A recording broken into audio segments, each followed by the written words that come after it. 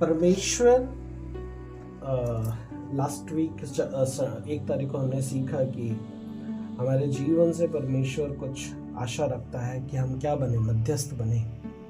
आज इसी को थोड़ा सा आगे कंटिन्यू करना चाहते हैं। बस एक भाई को छोड़ के बाकी हम मैरिड लोग हैं। विश्वास की नजर से देखते हैं, अभी आने वाले समय में हो जाओगे। तो जब एक हस्बैंड वाइफ का शादी होता है, ये 2 होते हैं। कुछ समय के बाद देखते हैं वो 3 होते हैं, कुछ समय के बाद देखते हैं वो 4 होते हैं। कोई 4 में रुक जाता है, कोई आगे बढ़ता है, कोई रुकता है। हम देखते हैं फैमिली लाइफ में परमेश्वर आपको सेम रखना पसंद नहीं करता। जब उसने हस्बैंड बनाया तो उसने सोचा हस्बैंड के लिए वाइफ होना चाहिए। जब उसने हस्बैंड वाइफ को बनाया तब उसने सोचा अब इन दोनों के जैसे और भी होना चाहिए। तो जब उसने स्त्री को बनाया उसने वो सारी चीजें उसके अंदर ऑलरेडी प्रोवाइड कराई। जब उसने जेंट्स को बनाया उसने ऑलरेडी पहले से सारी चीजें वैसा प्रोवाइड कराई। परमेश्वर बढ़ाने वाला परमेश्वर है। परमेश्वर बढ़ती को देखना चाहता है, इसलिए उसने सारी चीजें उसके अनुसार व्यवस्थित करके रखी है। तो जब परमेश्वर फैमिली में बढ़ती को देखना पसंद करता है, तो क्या आपका परमेश्वर आत्मिक जीवन में आत्मिक फैमिली को देखना पसंद नहीं करता क्या? राइट?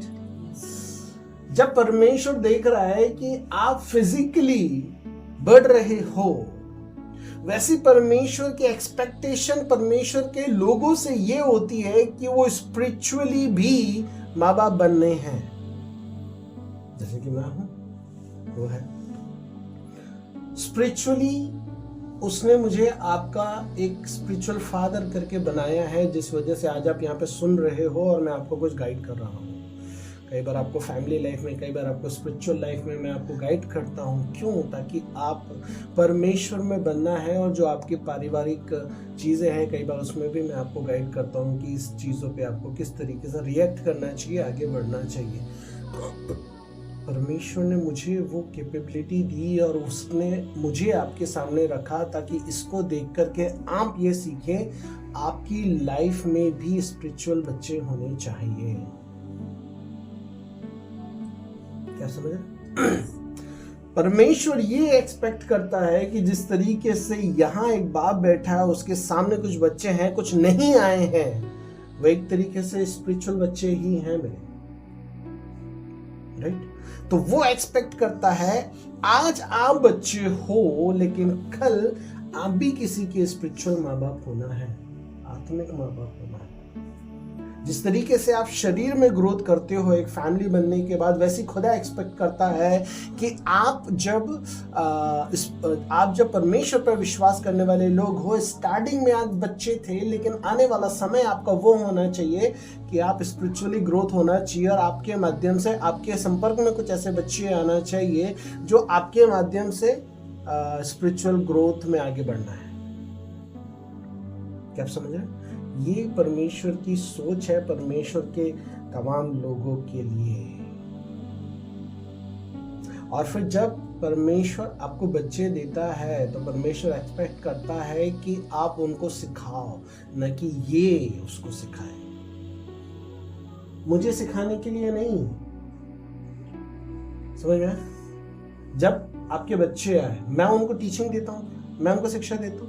नहीं, आपके बच्चों को आप शिक्षा देते हो। आपके बच्चे के भविष्य का निर्णय आप लेते हो। आपके बच्चों के स्कूल का निर्णय आप लेते हो। आपके बच्चों का एजुकेशन का निर्णय आप लेते हो। आपके बच्चों को क्या करना है क्या नहीं करना है निर्णय आप लेते हो। आपके बच्चे क्या खाना है क्या नहीं खाना है आप निर्णय लेते हो। क्या पहनना है क्या नहीं पहनना है, क्या करना है क्या नहीं करना है, आप निर्णय लेते हो। वैसे ही जब आप स्पिरिचुअली ग्रोथ में आते हो तो परमेश्वर एक्सपेक्ट करता है कि जब आपके स्पिरिचुअल बच्चे हों तो उनको गाइडेंस करने वाले भी आप होना है, वितीन नहीं होना है। वितीन की रिस्पॉन्सिबिलिटी है ये जो मेरे सामने बैठे हैं मैं इनको गाइड करूंगा, इनकी जिम्मेदारी है जो मेरे पीछे बच्चे आएंगे आत्मिक, मैं उनको गाइड करूंगा। क्लियर? जरूरी है। ऐसा नहीं कि आपने किसी को सुसमाचार दिया, वो विश्वास में आया, वो संडे को संगति में आ रहा है, बहुत अच्छी बात है, मैं संडे को उसको सिखाऊंगा, लेकिन ये जिम्मेदारी आपको उठाना है कि भैया वीक में मैं एक दिन उसके घर जाकर के मैं उसको स्पिरिचुअली ग्रोथ दूंगा, वो मेरे माध्यम से बढ़ना है जैसे आपने मुझे बढ़ाया है। राइट? ये खुदा की सोच है। ये ही तो मध्यस्थ करने वाला व्यक्ति, यही तो एक मध्यस्थ करने वाला व्यक्ति है जो जब आप एक फिजिकली माँ बाप हो, आप अपने बच्चों के बारे में सोचते हो, तो वैसे ही जब आपके आत्मिक बच्चे होंगे तो आप उनके बारे में भी सोचोगे, इनको भी तो भूख लगती है, इनको भी तो कुछ देने की जरूरत है। राइट? वो आपकी जिम्मेदारी होगी, और जब वो आपकी जिम्मेदारी होगी तब आपकी जिम्मेदारी बढ़ जाएगी, मुझे खुद भी तो प्रार्थना करना है, मुझे खुद भी तो वचन पढ़ना है, मुझे खुद भी तो संगति करना है, मुझे अपने बच्चे के लिए प्रार्थना करना है। जब आप अपने बच्चे हैं, उनकी कुछ जरूरत होती होगी, तो क्या आप खुदा के सामने आके प्रार्थना नहीं करते? तो वैसे ही जब आपके आत्मिक बच्चे होंगे तब आप और ज्यादा आत्मिकता के लिए जिम्मेदार बनोगे कि मेरे ऊपर आत्मिक बच्चों की जिम्मेदारी है। तब तक आप जिम्मेदार नहीं बनोगे। समझ पा रहे हो? इसलिए जरूरी है कि आपके माध्यम से यदि कोई व्यक्ति आता है, आपको वो जिम्मेदारी उठानी है कि मैं इसको शिक्षा दूंगा, मैं इसको बढ़ाऊंगा। इसलिए जब हेडलाल भाई साहब मेरे पास थे और जब आप लोग विश्वास में आए, मैंने उनको दे दिया कि आप जाओ उनको ग्रोथ करने के लिए। मैं आपके पास नहीं आया शुरुआत से, क्योंकि मेरे को पता था यदि शुरुआत से मैं आपके पास आऊँगा तो फिर आप हेडलाल भाई को वैसा नहीं ले पाओगे, क्योंकि उनकी शिक्षा मेरी शिक्षा, उनकी बातें मेरी बातें थोड़ा अलग होगी। क्योंकि मैं ज़्यादा अच्छे तरीके से सिखाऊंगा, वो थोड़ा कम अच्छे तरीके से सिखाएंगे। क्यों? क्योंकि मुझे एक्सपीरियंस ज़्यादा है। राइट? तो आप उनको वो अहमियत नहीं दे पाओगे जो एक्चुअली देना चाहिए। इसलिए मैं स्टार्टिंग से आपके पास आया ही नहीं। क्या आप समझ रहे? ये रीजन था, और यही परमेश्वर आपसे एक्सपेक्ट करता है कि आप और मैं स्पिरिचुअली ग्रोथ के साथ साथ स्पिरिचुअली बढ़ने वाले लोग भी होना है। आपके मेरे बच्चे होने हैं आत्मिक, जिनको आप ही शिक्षा देना है, जिनको आप ही बढ़ाना है, और आप उनकी जिम्मेदारी उठाना है और आप उनको उन्नत करना है। ये आपकी रिस्पॉन्सिबिलिटी है। कलीसिया में जब आप आते हो, कलीसिया आपको बनाती है और आपको इस लायक बनाती है कि आप सामने वाले को बना सको। मेरी जिम्मेदारी है कि मैं आपको बनाऊं, मेरी जिम्मेदारी है कि मैं आपको तैयार करूं, मेरी जिम्मेदारी है कि मैं आपकी स्पिरिचुअल ग्रोथ के लिए जो करना चाहिए वो करूं, मेरी जिम्मेदारी है मैं आपको अच्छा भोजन दूं, मेरी जिम्मेदारी है मैं आपको अच्छा पानी दूं, मेरी जिम्मेदारी है मैं आपको जहां तक मेरे से मदद बन सके आपके लिए मैं कर सकूं, ताकि आप बढ़ो। आपको फैमिली प्रॉब्लम आता है, यदि मैं वहां पे सक्षम हूं आपको मदद करने के लिए मैं करूं।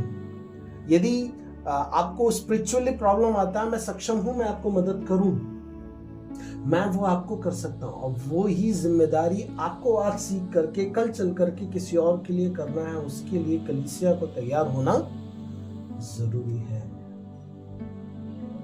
इस बात से कोई फर्क नहीं पड़ता आज कलीसिया में 2 लोग आ रहे, 4 लोग आ रहे। इस बात से फर्क पड़ता है कि मैं एक आत्मिक माँ हूं, मैं एक आत्मिक बाप हूं। भले आज मेरे पास बच्चे नहीं है, लेकिन कल मेरे पास बच्चे आएंगे, उसके लिए मुझे आज तैयार होने की जरूरत है। क्योंकि जब आप मध्यस्थता करोगे तो खुदा आपको बढ़ाएगा ना, और जब खुदा आपको बढ़ाएगा तब आपको जिम्मेदारी उठाना पड़ेगा ना अपने बच्चों की। तो उसके लिए तैयार आज से ही तो होना है, और ये मध्यस्थ करने वाला हर एक व्यक्ति की जिम्मेदारी है। सही बोल रहा हूं? और जब आप उस दायरे में बढ़ने की कोशिश करते हो, शैतान को पसंद नहीं आता है। समझ रहे हैं? जब आप उस दायरे में बढ़ने की कोशिश करोगे, उसको पसंद नहीं आता है। आप जब प्रेरितों के काम उसका 5 अध्याय पढ़ोगे, वहां पे देखने को मिलता है हनन्याह और सफीरा की स्टोरी। जहां पे बाइबल बताती है कि वहां पे एक आत्मिक वातावरण था, और उस आत्मिक वातावरण के बीच में, इन दोनों के बीच में एक शैतान ने एक सोच डाल दी कि यार थोड़ा सा पैसा हम रख ले तो क्या बुरा हो जाएगा। वहां पे सब कुछ सही चल रहा है, वहां पे किसी प्रकार की गलत शिक्षा नहीं है, वहां पे किसी प्रकार के गलत लोग नहीं है, वहां पे किसी प्रकार की गलत बातें नहीं है, वहां पे किसी प्रकार की गलत चीजें नहीं है, क्योंकि वहां का वातावरण पूरी तरीके से परमेश्वर का वातावरण है, शांति का वातावरण है, आत्मिक वातावरण है, ग्रोथ का वातावरण है। वहां पे कहीं पे भी निगेटिव वर्ड नहीं लिखा है, लेकिन उसके बावजूद वचन बताता है हनन्याह और सफीरा के अंदर कुछ गलत आ गया, और उन्होंने निर्णय लिया कि कुछ पैसा हम रख लेंगे और इतना पैसा जाकर के हम बता देंगे कि इतने में ही हमने जमीन बेची और ये हम परमेश्वर के सम्मुखता में लेकर के आए हैं। इसका मतलब क्या है? क्या किसी ने उनको बहकाया? नहीं, शैतान ने उनके जीवन में कार्य किया। लेकिन सोचो, वातावरण तो वैसा नहीं था, अच्छा वातावरण था, आत्मिक वातावरण था, अच्छे लोग थे, सच बोलने वाले लोग थे, आत्मिक जगत को लेकर के चलने वाले लोग थे, शांति वार्ता से रहने वाले लोग थे। किसी प्रकार की कोई गड़बड़ी उस प्रेरितों के काम 5 अध्याय में नहीं थी, लेकिन उसके बावजूद इन दोनों के अंदर गड़बड़ी आ गई। समझ में आ रहा?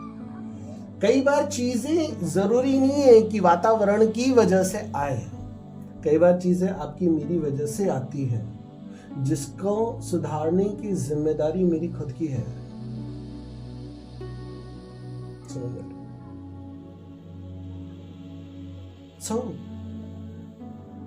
बहुत ज्यादा जरूरी है कि आप सतर्क रहें, क्योंकि आप वो लोग हो जो कल की आशा है, आप वो लोग हो जो कल किसी और के लिए एक आत्मिक माँ, आत्मिक बाप बनने वाले हो। आप कल के लिए किसी की रोशनी बनने वाले हो। आप कल किसी के लिए एक ऐसा व्यक्ति बनने वाले हो जो जिसके ऊपर लोग आशा रखेंगे कि इस व्यक्ति की प्रार्थना से, इस व्यक्ति की दुआ से, इस व्यक्ति के द्वारा मैं बचाया जाऊंगा। मैं वो व्यक्ति हूँ, आप वो व्यक्ति हो। ये शैतान को पता है। हनन्याह सफीरा के बारे में भी उसको पता था, इसीलिए उसने हनन्याह सफीरा के जीवन में कार्य किया, सिचुएशन के अकॉर्डिंग किया। जब सिचुएशन आई तब शैतान वहां गया।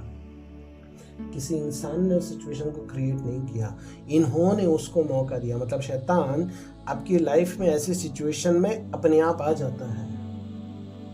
समझ रहे? वातावरण इंपॉर्टेंट नहीं है। कलीसिया का वातावरण बड़ा अच्छा है इस समय देखा जाए तो, गड़बड़ कुछ नहीं है, लेकिन कब कहां किसके अंदर क्या बात आ जाए क्या पता, राइट? किसी के अंदर बात आ जाएगी और उस गलत बात की वजह से वो व्यक्ति जो है हनन्याह और सफीरा बनने में टाइम नहीं लगेगा। यह है शैतान जो सिचुएशन का फायदा उठाने की कोशिश करता है, और जो विश्वास में या फिर परमेश्वर के वचनों में या फिर परमेश्वर में इतने मध्यस्थता में इतने मजबूत नहीं है, वो हनन्याह और सफीरा की तरह गिर जाते हैं। और शैतान इसी तरीके से मौकों का इस्तेमाल करता है। ये शैतान है जिसके विषय में बाइबल बताती है वो बड़ा ही धूर्त है।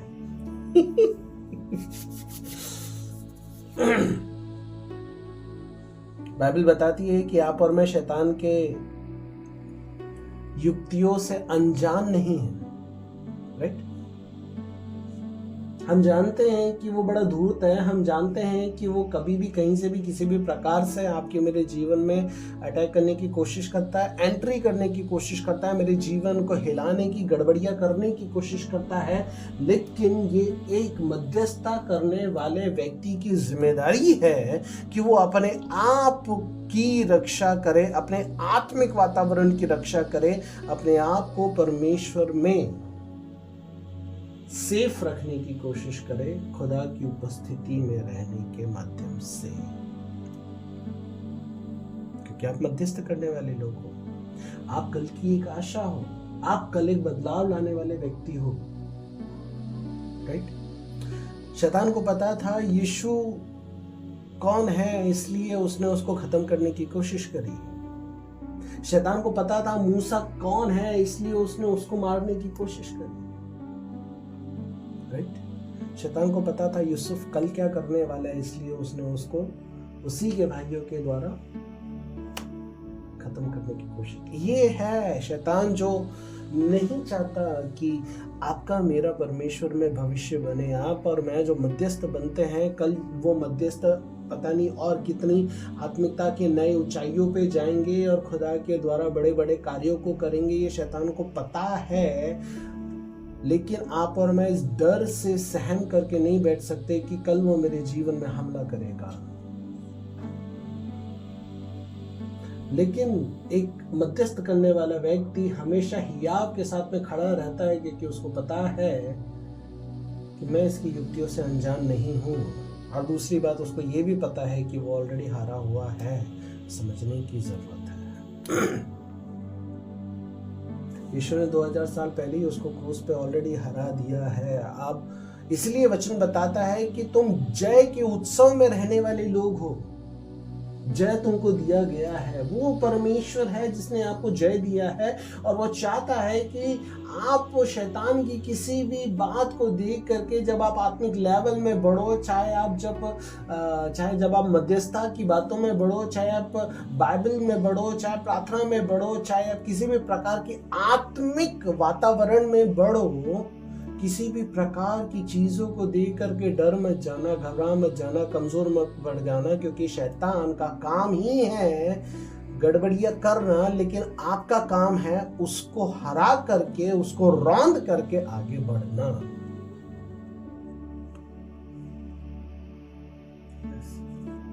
सही बोल रहा हूं, नहीं बोल रहा?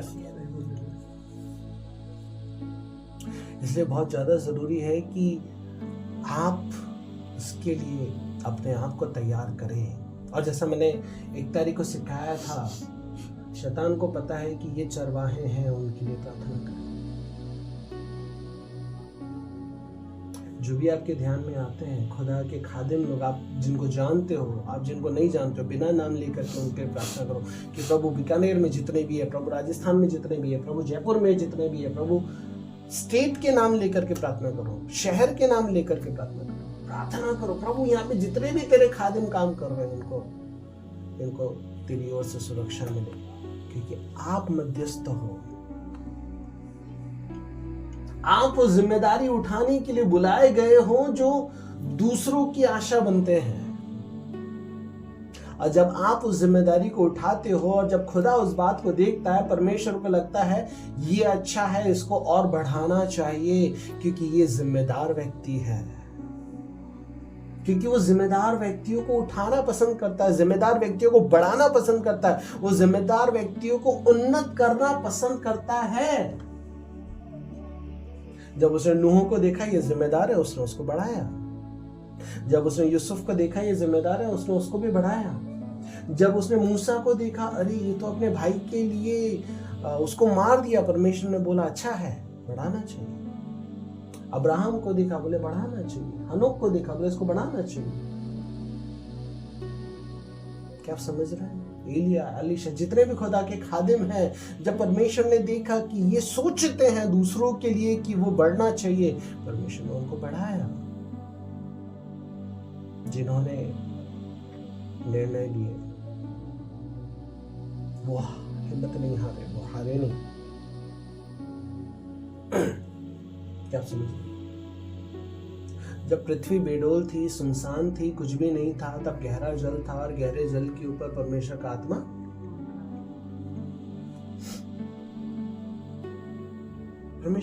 मंडरा रहा है। क्यों? सोच रहा था कि कुछ नया किया जाए, अद्भुत, जो मनुष्य की रचना से पहले जो जरूरत है, कुछ नया किया जाए, वो बिल्कुल सही है, लेकिन ये है परमेश्वर नया वहां पे करने की कोशिश कर रहा है जहां पे कोई आशा नहीं है। परमेश्वर वहां पे नया करने की कोशिश कर रहा है, कोशिश नहीं कर रहा है, उसने तय किया है कि मेरे को यहीं पे करना है, जहाँ पूरा अंधियारा है, जहाँ पे पूरा पानी है, जहाँ पे किसी भी प्रकार की, यदि उस समय में इंसान होता तो वो सोचता क्या होगा इसका, कुछ नहीं हो सकता क्योंकि अंधियारा है चारों तरफ पानी भरा हुआ है, जमीन का टुकड़ा नहीं दिख रहा है, आशाहीन है। वहां परमेश्वर निर्णय ले रहा है यहाँ पे बदलाव आना चाहिए, और उसने वो निर्णय आपके और मेरे जीवन में लिया है कि यहाँ बदलाव आना चाहिए। राइट? जो निर्णय उसने उस वक्त बेडोल पृथ्वी पे लिया, सुनसान पृथ्वी के लिए लिया, अंधियारे में पड़ी हुई पृथ्वी पे लिया, उस चारों तरफ जल ही जल के ऊपर उसने जो निर्णय लिया, उसने सेम निर्णय आपके और मेरे जीवन के लिए लिया।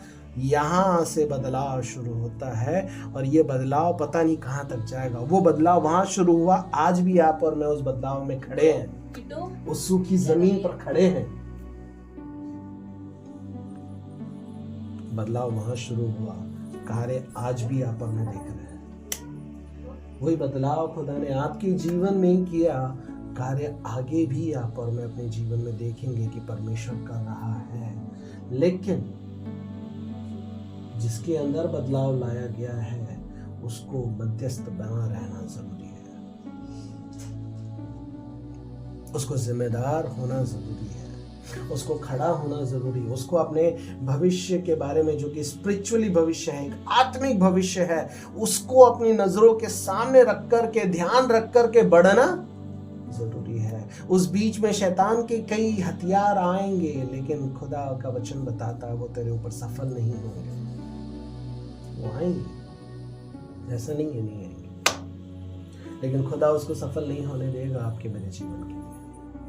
एक वचन निकालेंगे यिर्मयाह 1 अध्याय का 9-10 वचन। सुन, मैंने आज के दिन तुझे जातियों और राज्यों पर अधिकारी ठहराया है। आमीन।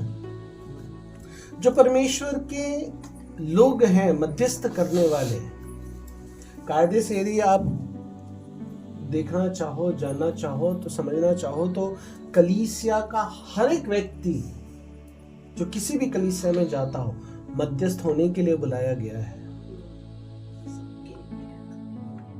कलीसिया का हर एक जन, चाहे वो पास्टर हो, चाहे वो लीडर हो, चाहे वो विश्वासी हो, चाहे कुछ भी हो, संगति कलीसिया का हर एक व्यक्ति जो विश्वासी कहलाता है, मध्यस्थ होने के लिए बुलाया गया है, हर एक व्यक्ति।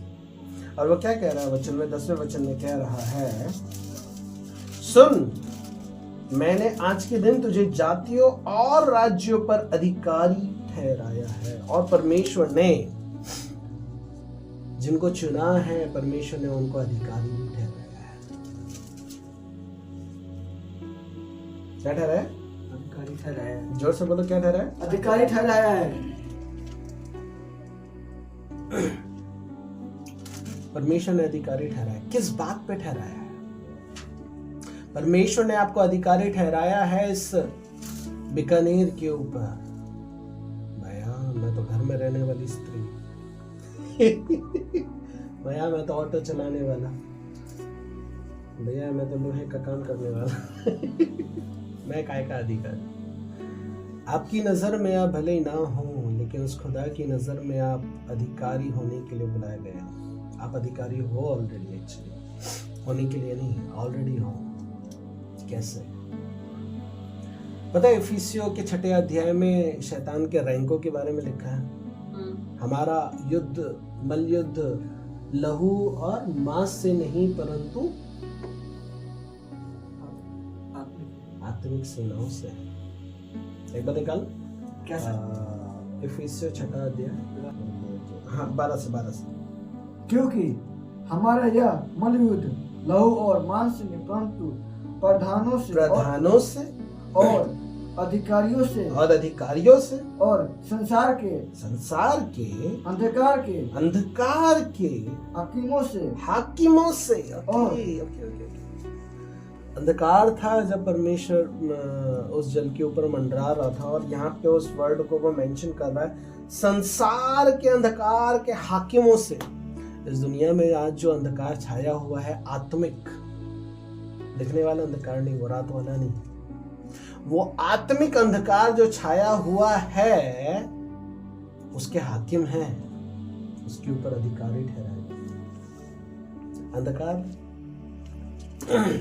और परमेश्वर इस 10वें वचन यिर्मयाह 1:10 में भी आपको कहता है, क्या कहा था इसमें? कैसे? जातियों और राज्यों पर अधिकारी ठहराया है। किसने? परमेश्वर ने आपको और मुझको। उसने आपको मेरे को अधिकारी ठहराया है इन अधिकारियों के ऊपर जो अंधकार के हैं, उन हाकिमों के ऊपर जो अंधकार के हैं, उन दुष्ट के उस तमाम युक्तियों के ऊपर जो वो इस दुनिया के ऊपर करने की कोशिश करते हैं। आप समझ रहे हैं?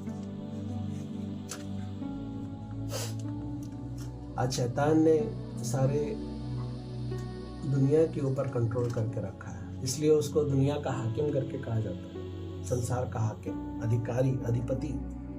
बाइबल में वर्ड लिखा है, बाइबल में लिखा है मतलब उसको कंट्रोल है, इसलिए लिखा है।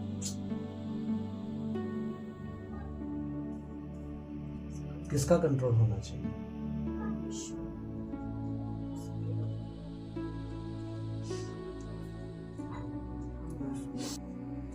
परमेश्वर ने इन अधिकारियों, इन हाकिमों के ऊपर आपको अधिकारी ठहराया है ताकि आप शैतान की सारी युक्तियों को फेल कर सको। आपको ठहरा, मुझको ठहरा है। आज दुष्ट आपके मेरे एरिया में, आपके मेरे जगह पे कार्य करने की कोशिश कर रहा है। इसका कारण ये है कि आप और मैं सो रहे हैं।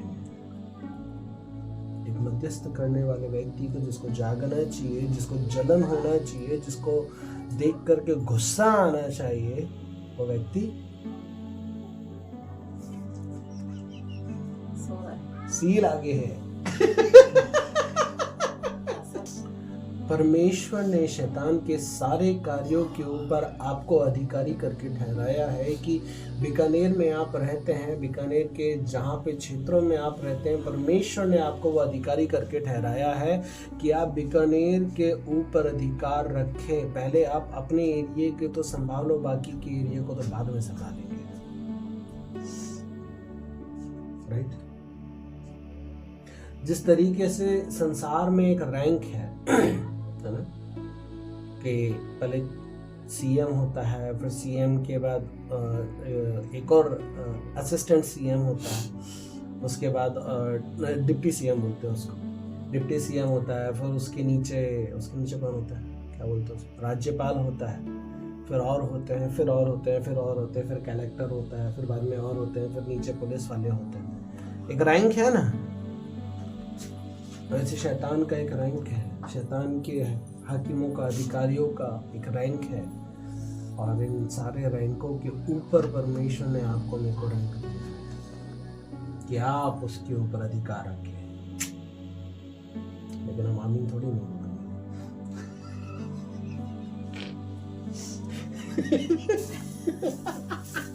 हमको नहीं चाहिए भैया।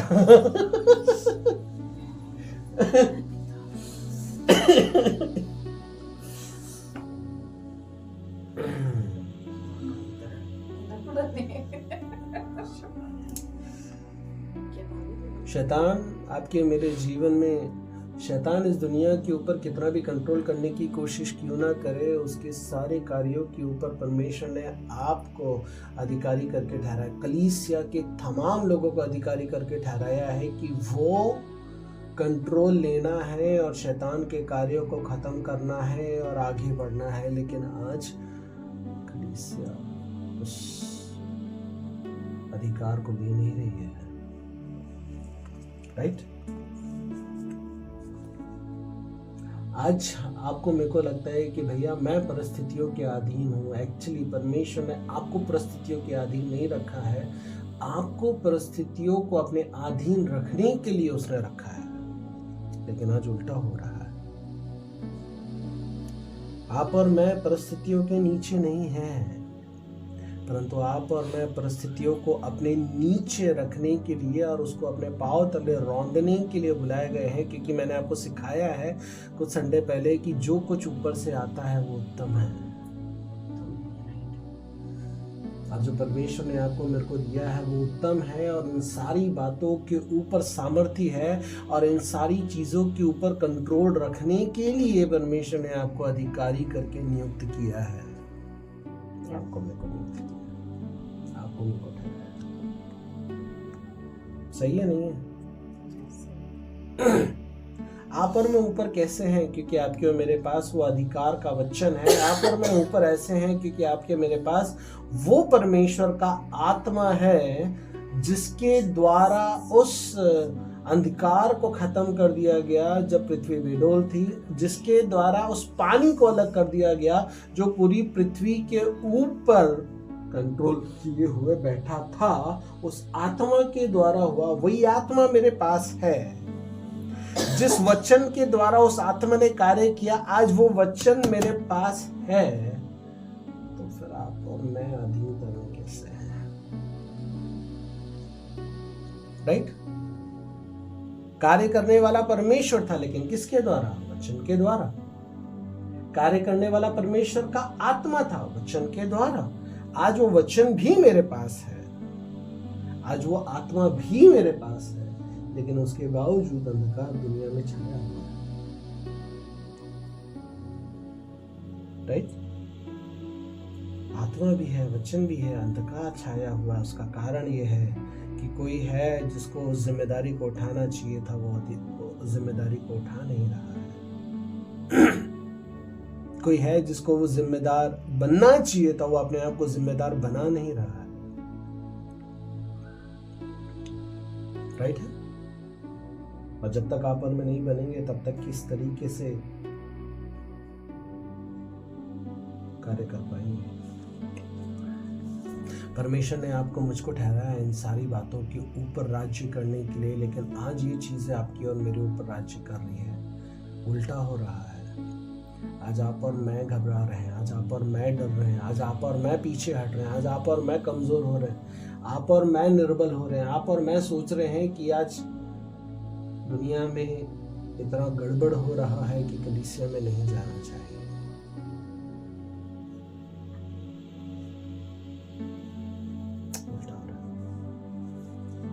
आपको मेरे को अधिकारी करके ठहराया कि आप और मैं इनके ऊपर अधिकार रखें, लेकिन ये परिस्थितियां, ये डर, ये चीजें आपके और मेरे ऊपर अधिकार रख रही है, और आप और मैं उसको अधिकार करने का मौका दे रहे हैं, जो कि कायदे से नहीं होना चाहिए।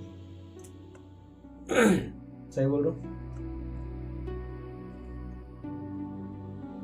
यीशु ने सिखाया कि मेरे बिना तुम कुछ नहीं हो। राइट? मेरे बिना तुम कुछ नहीं हो, लेकिन आप उसके साथ होते हुए भी तो अपने आप को कुछ नहीं समझते। राइट है? यीशु बोल रहा है मेरे बिना तुम कुछ नहीं कर सकते। बिल्कुल सही है, लेकिन आपके और मेरे साथ में वो होते हुए भी, उसकी आत्मा होते हुए भी, उसकी उपस्थिति होते हुए भी कुछ नहीं है। तो मैं क्या बोल रहा हूं? परमेश्वर ने कहा कि मेरे बिना तुम कुछ नहीं हो, लेकिन आज उसका आपका मेरे साथ में होते हुए भी आप और मैं कुछ नहीं कर पा रहे हैं।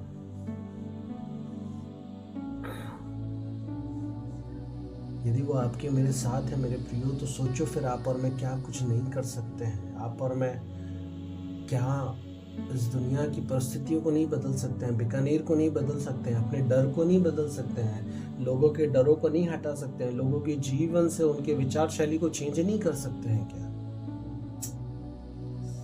यदि वो मेरे साथ में है, यदि मैं इस बात पे आशा रखता हूँ कि वो मेरे साथ में है, तो उस बात को मैं जीता क्यों नहीं हूँ? उस बात को लेकर के मैं चलता क्यों नहीं हूँ? उस बात को लेकर के मैं जिम्मेदार बनता क्यों नहीं हूँ? उस बात को लेकर के मैं इस बात को क्यों नहीं समझ पाता हूँ कि उसने मुझे ठहराया है इन सारी बातों को हटाने के लिए, इन सारी बातों को खत्म करने के लिए, इन सारी बातों को कंट्रोल करने के लिए, इनफैक्ट। राइट? शैतान का काम है दुनिया में गड़बड़ियों को लेकर के आना, लेकिन परमेश्वर का काम है, परमेश्वर के लोगों का काम है उस गड़बड़ियों को खत्म करके परमेश्वर के कार्यों को, परमेश्वर के मकसद को, परमेश्वर के विचार को, परमेश्वर की शैली को, परमेश्वर के वातावरण को इस दुनिया में फैलाना। ये आपकी की जिम्मेदारी है, एक मध्यस्थ करने वाले की जिम्मेदारी है, कलीसिया के उस हर एक व्यक्ति की जिम्मेदारी है जो एक मसीह होने के लिए बुलाया गया है। राइट? तो बोलो, वो आपके ऊपर है कि आप उसके ऊपर हो?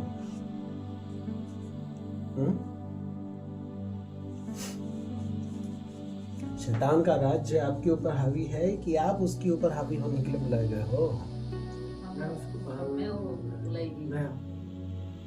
आज पता है परमेश्वर के राज्य में और शैतान के राज्य में खूब भिड़ंत है, तगड़ा भिड़ंत हो रहा, और उस भिड़ंत की वजह से ही आज आप और मैं डरे हैं, वैसे सहमे हुए से, कमजोर से, निर्बल से, असहाय से प्रतीत होते हैं। कई बार लोग बोलते हैं आप और मैं कुछ करते क्यों नहीं है? सही बात है, जो करना चाहिए वो भी तो नहीं करते घर में बैठ करके। रैलियां वगैरह, प्रोटेस्ट वगैरह, ये सारी चीज तो चलो बात की बात है। जो अपने घर में बैठ करके आपको मेरे को करना चाहिए, घुटने पे आकर के करना चाहिए, वचन की घोषणा करके करना चाहिए, उस अधिकार को लेकर के जो शैतान को डराना और भगाना चाहिए और उसको अपने पैरों तले रौंदना चाहिए, आप और मैं अपने घर पे रह करके भी वो नहीं कर पा रहे हैं। आपको पता है स्तिफनुस के समय पे यदि आप देखोगे तो वहां पे नहीं लिखा है कि कलीसिया उसके लिए प्रार्थना कर रही थी। यदि करती तो शायद वो बच जाता। लेकिन जब आप पतरस की स्टोरी पढ़ोगे, पतरस की स्टोरी में लिखा है कि जब उसको पकड़ करके जेल के अंदर डाल दिया गया और अगले दिन उसको खत्म करने का प्लानिंग था, वचन बताता है कि कलीसिया उसके लिए प्रार्थना कर रही थी। और जब कलीसिया उसके लिए प्रार्थना कर रही थी, मध्यस्थता कर रही थी, पतरस रात को जेल खाने से बचा लिया गया। सॉरी, मैं स्तिफनुस की बात कर रहा हूँ।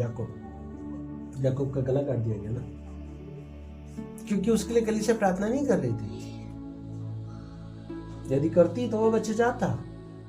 लेकिन पतरस के समय में कलीसिया मध्यस्थता की प्रार्थना कर रही थी, और जब मध्यस्थता की प्रार्थना रात को बैठ करके कर रही थी, जब पतरस वहां पे पहुंचा, वचन बताता है जब पतरस वहां पे पहुंचा तो कलीसिया जो मध्यस्थ होकर के एक साथ इकट्ठा होकर के प्रार्थना कर रही थी, उसमें से एक लेडी उसको देखने के लिए आई कि कौन है भाई गेट पे। और जब वो देखी तो उसने देखा कि पतरस है, तो वो भाग करके अपने लोगों को जो उसके साथ मिल करके मध्यस्थता कर रहे थे उनको जा करके बताती है कि भाई पतरस आया है। मध्यस्थता की प्रार्थना से पतरस, जिसके ऊपर मौत मंडरा रही थी, बदल दिया गया।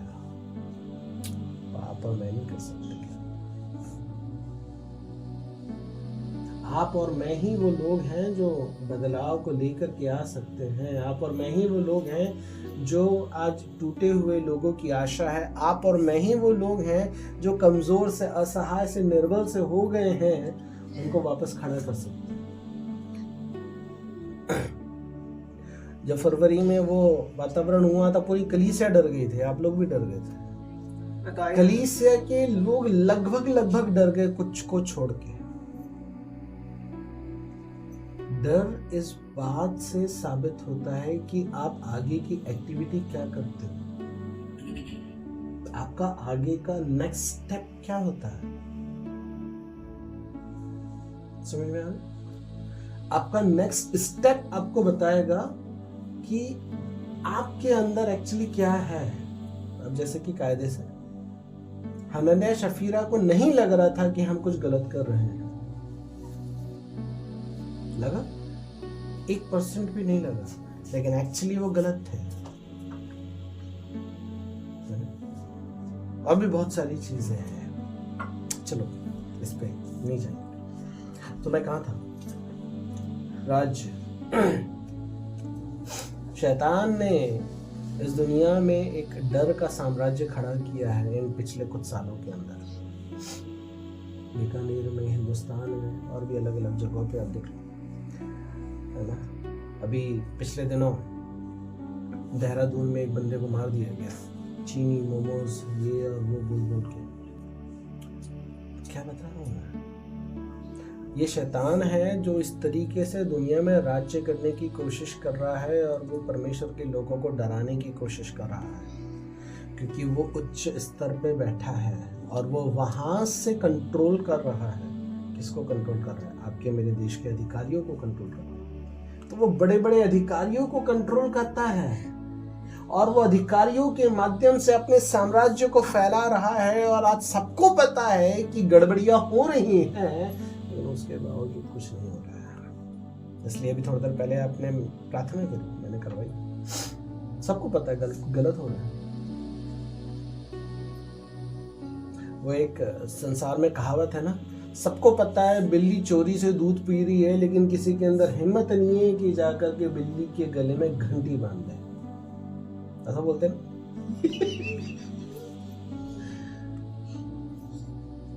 क्या बताना चाह रहा हूं? क्योंकि उनको कंट्रोल करने वाला वो आत्मिक संसार है जिसने दुनिया में इस अंधकार को फैला करके रखा है। आज दुनिया में आप देखोगे मर्डर हो रहा है। हिंदुस्तान की बात ले लो, बाहर की क्या चाहे, कितने मर्डर हो गए हैं, लेकिन सबको पता होता है इसके पीछे कौन है, लेकिन उस व्यक्ति को गिरफ्तार किया जाता है। किसी स्त्री के साथ में गलत हो जाता है और कुछ समय में उसको बेल मिल जाती है और वो छूट जाता है। क्या हो रहा है दुनिया में? आज भारत देश के अंदर, जो कि इतना सांस्कृतिक देश है, इतना धर्मनिरपेक्ष राष्ट्र जिसको माना जाता है, इसके अंदर इतनी गड़बड़ियां हो रही है। क्यों? कारण क्या है? शैतान कंट्रोल कर रहा है। वो मेन लोगों को कंट्रोल कर रहा है ताकि वहां से सबको कंट्रोल किया जा सके। इसका कारण क्या है? इसका कारण ये है कि जिनको उसके ऊपर अधिकार लेना चाहिए वो ले नहीं रहे। कलीसिया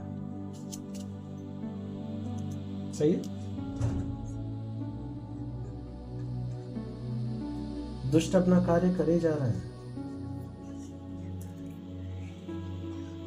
दुष्ट अपना राज्य फैलाते जा रहा है। दुष्ट अंधकार पे और अंधकार को बढ़ाते चला जा रहा है। चोरी चकारी लूटमारी आज दुनिया में खुलेआम हो रही है। सबको पता है कौन कर रहा है, कहाँ कर रहा है, क्या कर रहा है, कैसे कर रहा है। सबको पता है कि मेरे साथ गलत हो रहा है, लेकिन कोई कुछ नहीं कर पा रहा है।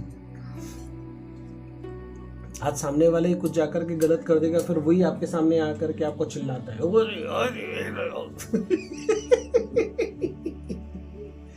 क्यों? क्योंकि उसके पास अधिकार है ना।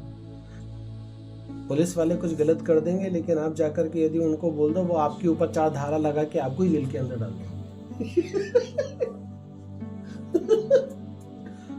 राइट है? क्यों? क्योंकि उसके पास अधिकार है। आप जब रोड पे जाते हो, आप देखते हो वहां पे सिग्नल है, वहां पे 3 कलर होते हैं, लाल, हरा, तीसरा कौन सा होता है? येलो।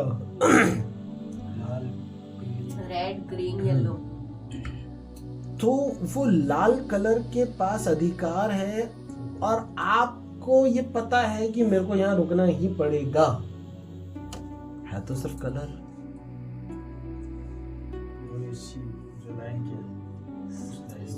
और आपको पता है मेरे को यहाँ रुकना जरूरी है। वो कलर के पास इतना अधिकार है।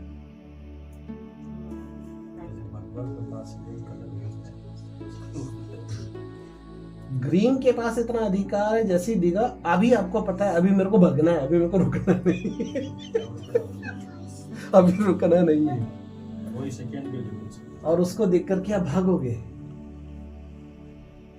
मतलब सोचो, वो कलर के पास इतना अधिकार है, तो सोचो खुदा ने आपको और मुझको क्या कुछ नहीं दे करके रखा है एक अधिकारी के रूप में। जस्ट थिंक, सोचो। उसने आपको मेरे को अधिकारी ठहराया है, लेकिन आज आप और मैं अधिकारी होते हुए भी अपने अधिकार को यूज नहीं कर रहे हैं। शैतान पूरी दुनिया में राज्य कर रहा है। अरे जब कलीसिया ने मध्यस्थी की प्रार्थना करी तो उसके द्वारा पतरस बचा लिया गया, तो क्या आज आप और मैं मध्यस्थी की प्रार्थना करके अपने देश को नहीं बचा सकते? अपने देश की परिस्थितियों को नहीं बदल सकते? अपने बीकानेर को नहीं बदल सकते? अपनी चीज़ों को नहीं बदल सकते क्या?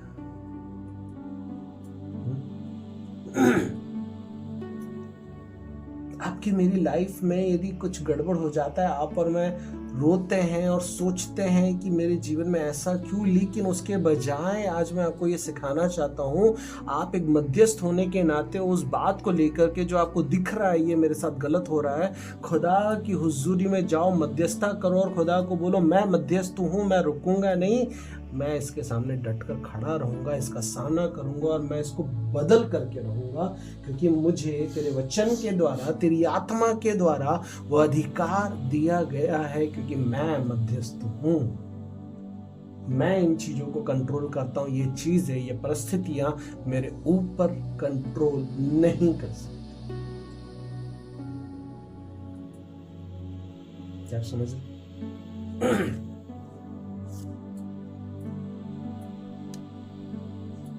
आज इन चीजों से आपको मेरे को बाहर निकलने की जरूरत है।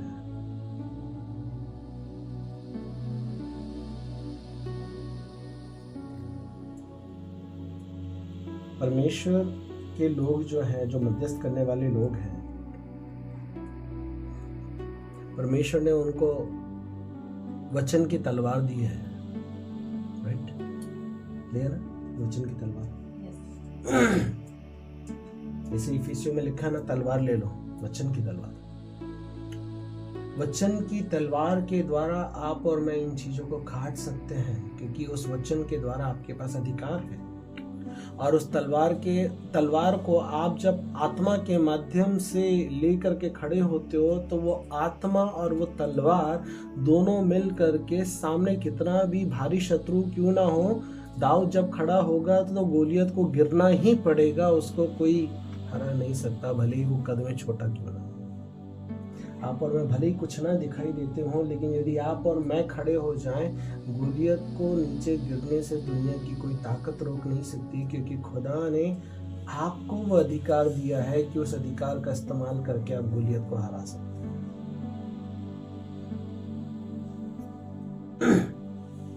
इसलिए आज मैं आपको उत्साहित करना चाहता हूं कि आप जब मध्यस्थ होने के लिए बुलाए गए हैं, इस साल में अपने आप को एक मध्यस्थ बनाएं और अपने आप को एक ऐसा मध्यस्थ बनाएं जो अपने देश के लिए, अपने लोगों के लिए, अपने जानकारों के लिए छुटकारे का कारण बने।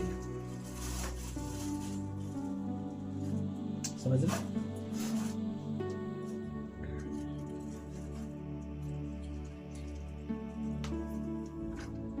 जैसा मैंने कहा कि दुष्ट की सेना दुनिया में आज इतना कुछ कर रही है, तो फिर परमेश्वर की सेना को क्या कुछ नहीं करना चाहिए। दुष्ट का साम्राज्य यदि इतना बढ़ रहा है, तो परमेश्वर का साम्राज्य क्यों थमा सा और ठहरा रहना चाहिए? वो भी बढ़ना चाहिए, वो भी उन्नत होना चाहिए, वो कमजोर नहीं कर सकता। दुष्ट तलवार से अधिकार करने की कोशिश करता है, लेकिन आप और मैं मध्यस्थता के माध्यम से अधिकार करने के लिए बुलाए गए हैं।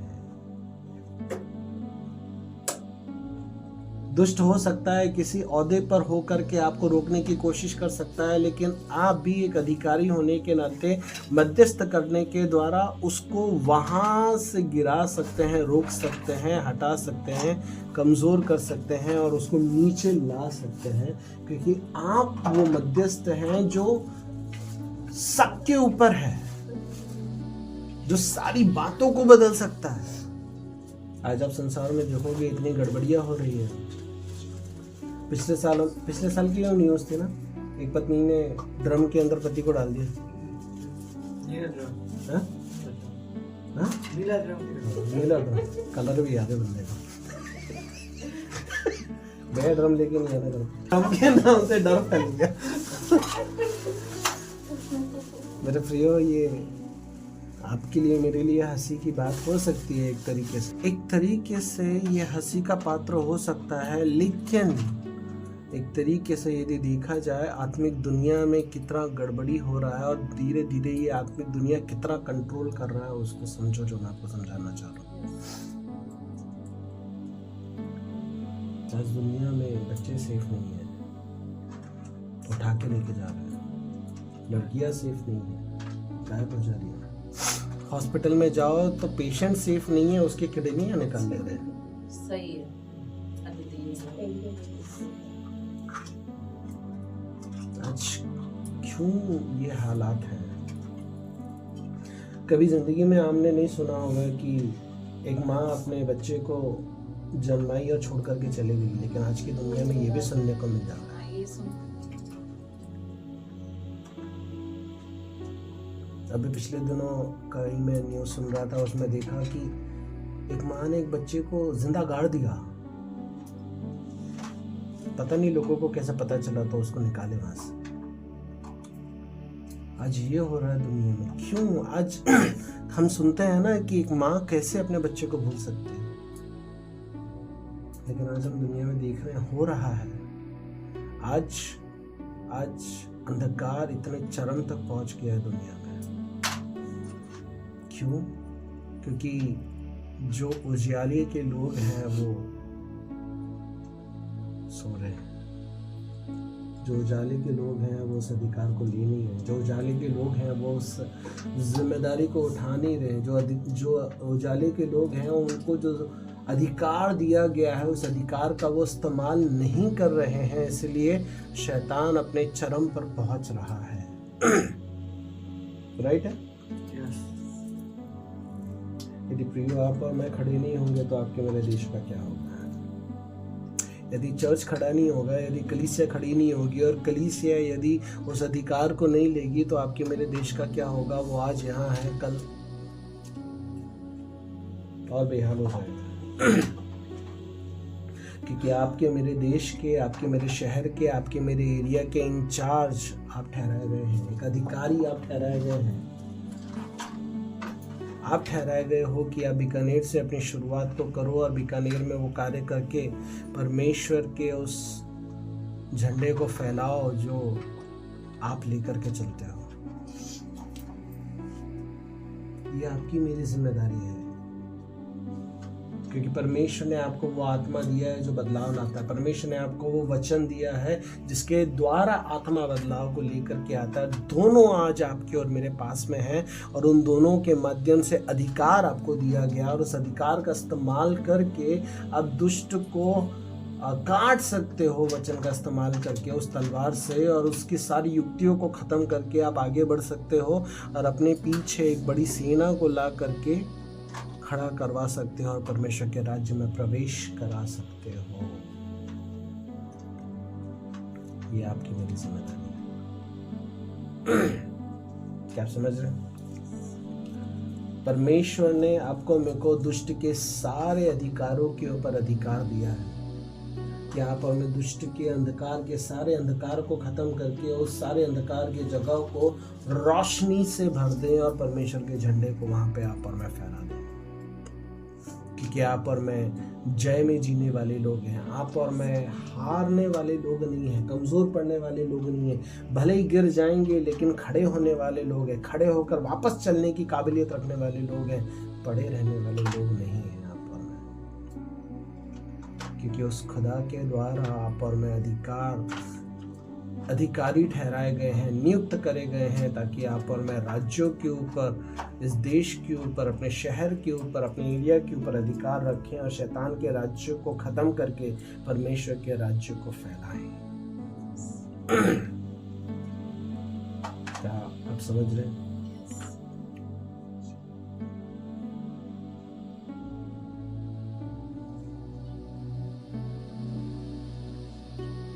जब तक एक कलीसिया दुष्ट की चीज़ों के ऊपर, दुष्ट के कार्यों के ऊपर अधिकार नहीं लेगी, वो कलीसिया के चीज़ों के ऊपर अधिकार लेता रहेगा।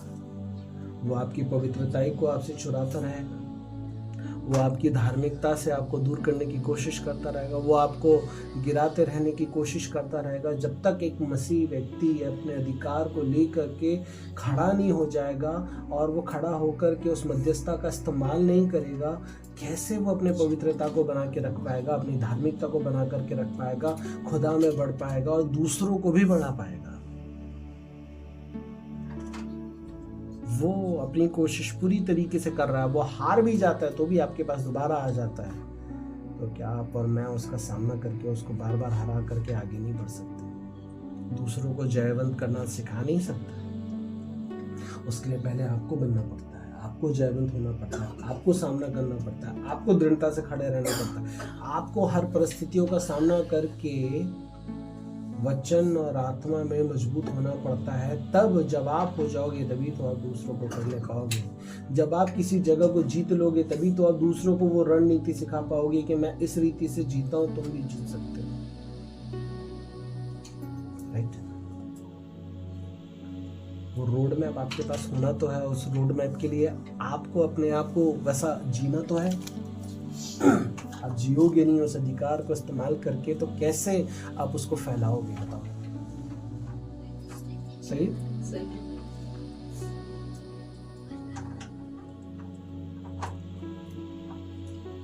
आपको मुझको वो अधिकार लेना है और अधिकार लेकर के शैतान को बताना है कि परमेश्वर ने मेरे को अधिकार दिया है, तो मेरी चीज़ों पे, मेरे परिवार पे, मेरी कलीसिया पे, मेरे लोगों पे, परमेश्वर के लोगों पे, जो कहीं पे भी हो मेरा ही है, अधिकार नहीं ले सकता है।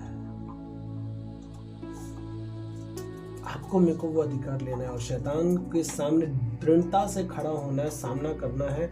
और आप और मैं घुटनों की प्रार्थना से, मध्यस्थता की प्रार्थना से उसका सामना करके उसको हराते हुए आगे बढ़ सकते हैं। और सारी चीज़ें जो परमेश्वर की ओर से अपनी कलीसिया के लिए ठहराई गई है उसका आप इस्तेमाल करके दूसरों को इस्तेमाल करना सिखा सकते हैं। उसको हराने के द्वारा, खड़ा होने के द्वारा, सामना करने के द्वारा, हियाव मान करके आगे बढ़ने के द्वारा, कमजोर ना पड़ने के द्वारा, परंतु परिस्थितियों को फेस करके अपने अधिकार का इस्तेमाल करके आगे बढ़ने के द्वारा।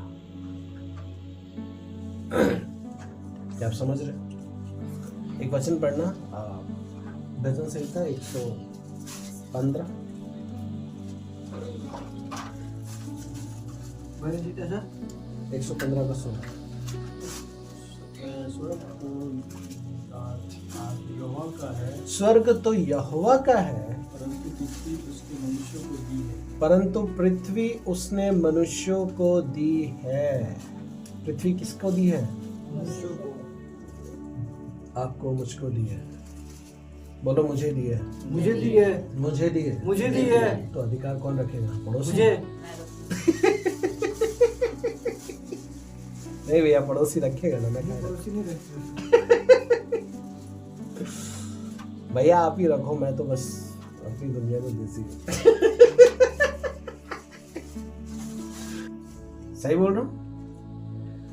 जब परमेश्वर ने बोला कि स्वर्ग पे मैं अधिकार रखूंगा भाई, लेकिन पृथ्वी पे अधिकार तुमको देता हूं, तो जब उसने आपको अधिकार दे दिया है फिर भी आप में अधिकार नहीं लेते हैं, तो बताओ फिर परमेश्वर उसमें क्या कर सकता है? कुछ कर पाएगा? कुछ नहीं कर सकता। जब तक जिसको अधिकार दिया गया है वो उसका इस्तेमाल ना करे तो परमेश्वर कुछ भी नहीं कर पाएगा।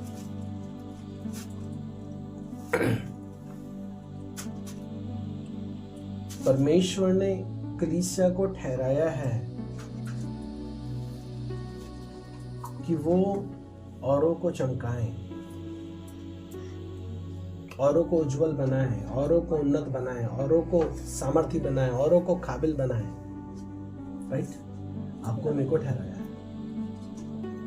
आप और मैं ठहराए गए हैं। जब आप चमकोगे तभी तो आप दूसरों को चमका पाओगे। जब आप अधिकार का इस्तेमाल करना सीखोगे तभी तो दूसरों को अधिकार का इस्तेमाल करना सिखा पाओगे। जब आप राज्य करोगे तभी तो दूसरे को राज्य करना सिखा पाओगे। जब तक आप नहीं करोगे क्या आप किसी को वो करना सिखा पाओगे? लेकिन एक मध्यस्थ करने वाला व्यक्ति राज्य करने के लिए बुलाया गया है, अधिकार रखकर के अधिकार का इस्तेमाल करने के लिए बुलाया गया है, शैतान को अपने पैरों तले रौंदने के लिए बुलाया गया है। इसलिए परमेश्वर का वचन कहता है, हे मृत्यु तेरा डंक कहाँ रहा? मृत्यु का बहुत बड़ा डंक था ना, डरते थे सब उससे, लेकिन बाइबल बताती है तेरा डंक कहाँ रहा? हरा दिया गया तेरा। मृत्यु को भी हरा दिया गया यीशु मसीह के तीसरे दिन मुर्दों में से जी उठने के द्वारा।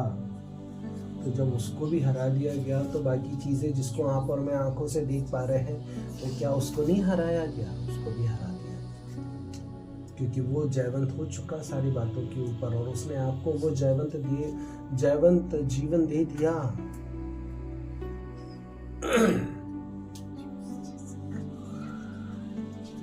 क्या आप समझ रहे? आप अपने अधिकार के द्वारा, अथॉरिटी के द्वारा अधिकार करने के लिए बुलाए गए हैं। जो परमेश्वर ने आपको अधिकार दिया उसके द्वारा राज्य करने के लिए बुलाए गए। शैतान को अपने पैरों तले रखने के लिए बुलाए गए। उसके लिए खड़े हो जाएं, अपने आप को तैयार करें, वचनों का इस्तेमाल करते हुए, वचनों को पढ़ते हुए, वचनों की तलवार को पकड़ते हुए, उस आत्मा के माध्यम से उस तलवार का इस्तेमाल करते हुए। यदि आत्मा है, तलवार नहीं है, तो भी आप और मैं कुछ नहीं है। और यदि तलवार आपके पास है और आत्मा नहीं है, तो भी आप और मैं कुछ नहीं है। समझे? आपको जितना प्रार्थना जरूरी है उतना आपको वचन जरूरी है, जितना वचन जरूरी है उतना प्रार्थना जरूरी है। दोनों इम्पोर्टेंट।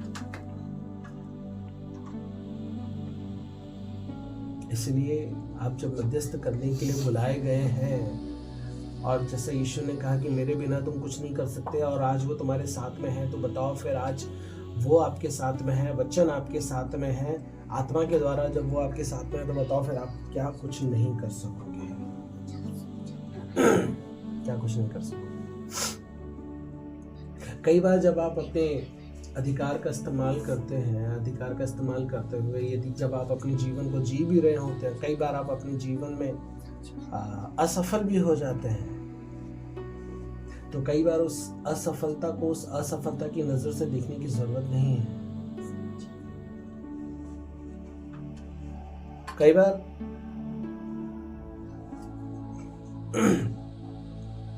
असफलता को असफलता की नजर से देखने की जरूरत नहीं है।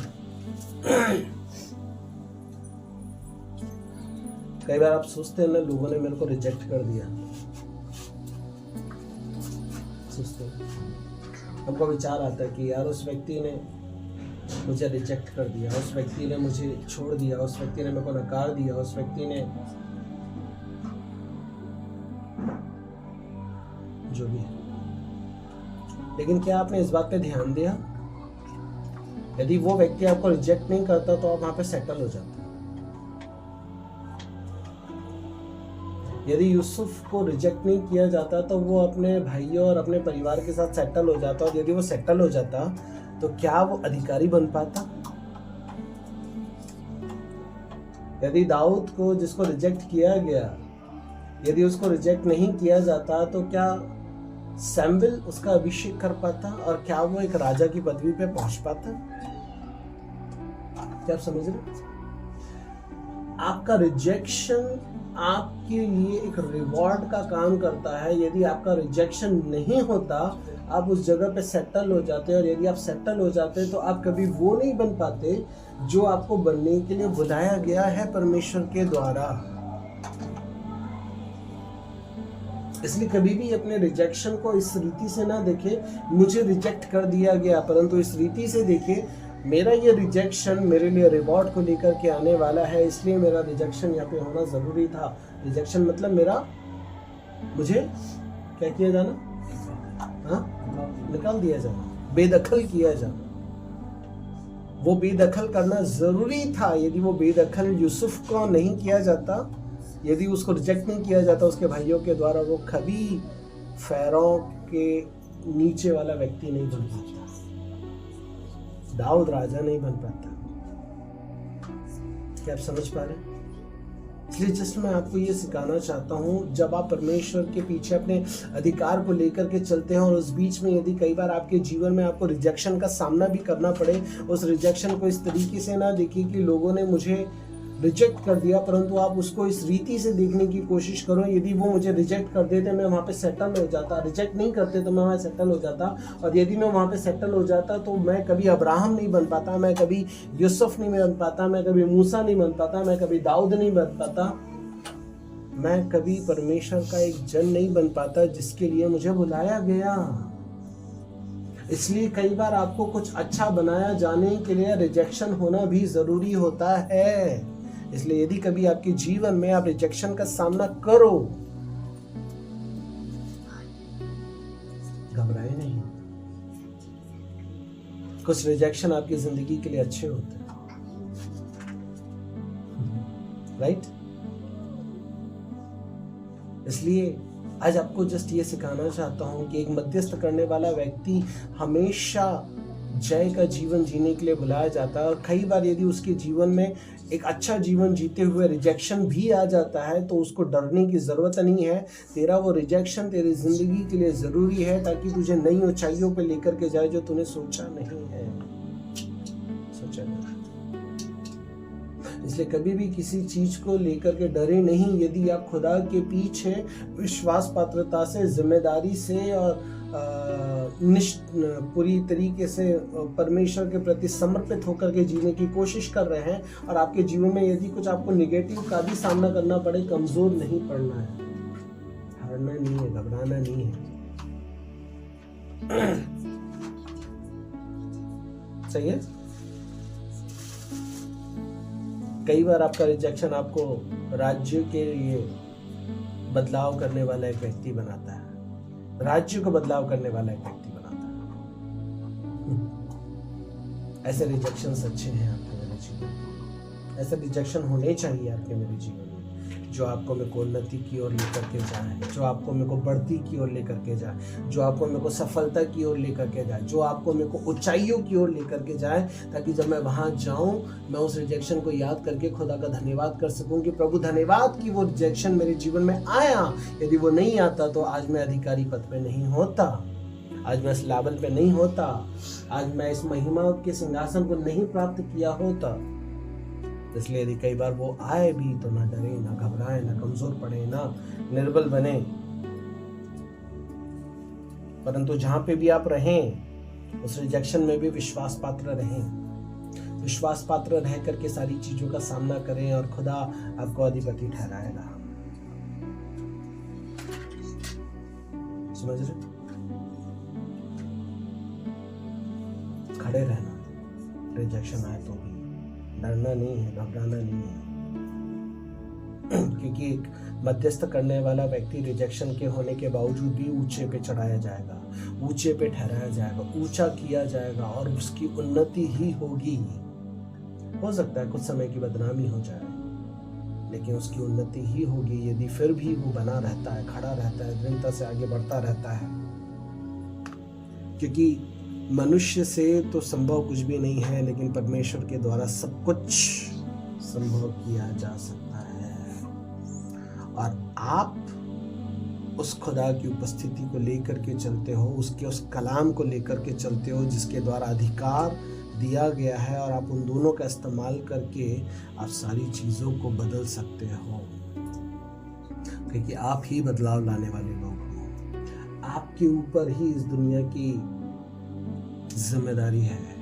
इसलिए वचन बताता है कि वो परमेश्वर के पुत्रों को, पृथ्वी जो है बड़ी आशा भरी नजरों से परमेश्वर के पुत्रों का प्रकट होने की बाट जो रही है, उस जिम्मेदार व्यक्ति की बाट जो रही है पृथ्वी, जो पृथ्वी की जिम्मेदारी को उठाए और परमेश्वर के अधिकार को ले और जिए और दूसरों को जिलाए। और वो कौन है? वो परमेश्वर के वो लोग हैं जो कलीसिया में बुलाए गए हैं, ठहराए गए हैं, नियुक्त किए गए हैं, ताकि वो उस जिम्मेदारी को उठाए और खुदा की महिमा को दूसरों तक के और कई नई जगहों तक के लेकर के जाएं और परमेश्वर की रोशनी को फैलाएं, क्योंकि आपके पास वो अधिकार है, क्योंकि आप ही वो मध्यस्थ करने के लिए चुने गए लोग हैं। आमीन। इसलिए इतने से कह करके खत्म करना चाहता हूँ कि मेरे से कुछ भी संभव नहीं है, लेकिन मेरे द्वारा जो कार्य करता है उसके द्वारा मैं सब कुछ कर सकता हूँ।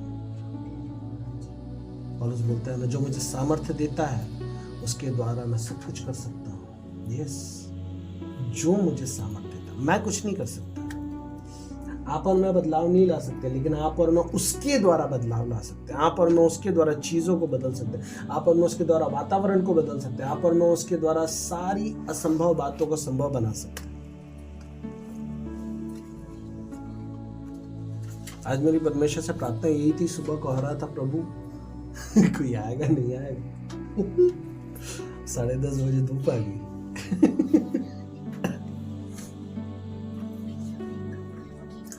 आप हो जो चीजों को नियंत्रण करते हो। आप बोलोगे तो परमेश्वर के लोग ने बोला और उनके द्वारा जो सूरज था वो रुक गया।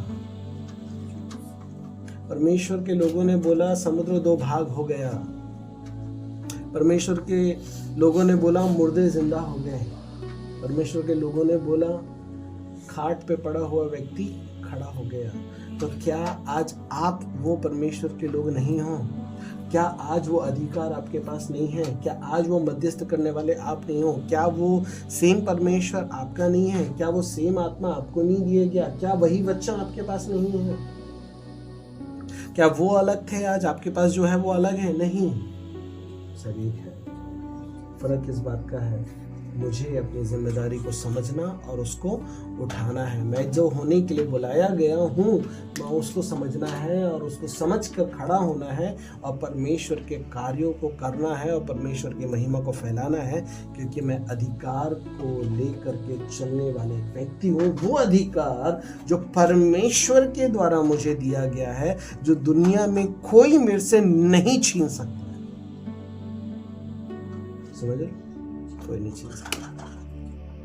मुझे अधिकार दिया गया है दुष्ट की सारी शक्तियों के ऊपर, दुष्ट की सारी युक्तियों के ऊपर, बीमारियों के ऊपर, कमजोरियों के ऊपर, अंधकार के ऊपर, हाकिमों के ऊपर, दुष्ट जो इस दुनिया में कार्य कर रहा है उसके ऊपर मुझे अधिकार दिया गया है। तो मुझे खड़ा होना है और मुझे उसका इस्तेमाल करना है और परमेश्वर की महिमा को मुझे ही फैलाना है और कईयों को उस महिमा के अंडर में लेकर के आना है। आमीन। इस वचन के द्वारा प्रभु आशीष करें। आइए प्रार्थना में जाएं।